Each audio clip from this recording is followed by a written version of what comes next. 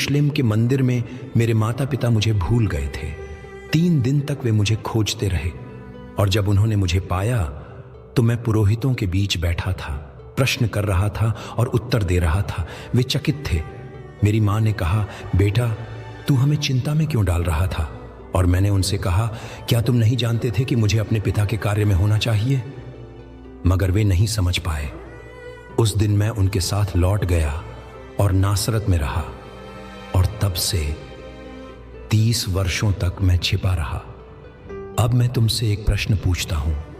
अगर तुम्हें कोई 3 दिन के लिए खो जाए तो तुम परेशान हो जाते हो, पर मैं जब 30 वर्षों तक तुम्हारी आंखों के सामने था और तुमने नहीं पहचाना, तब तुम्हारा दिल क्यों शांत था?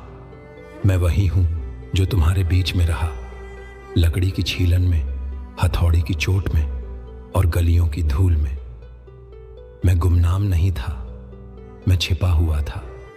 हर दिन जब सूरज उगता था, मैं जो बढ़ई की दुकान में काम करता था, जानता था कि मेरा असली कार्य राजाओं को गिराना और मरे हुओं को जिलाना है। लेकिन मैंने धैर्य से इंतजार किया।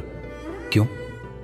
क्योंकि पहले मुझे तुम्हारी तरह बनना था, ताकि जब मैं तुम्हें बुलाऊं तो तुम कह सको, वह जानता है कि संघर्ष क्या होता है।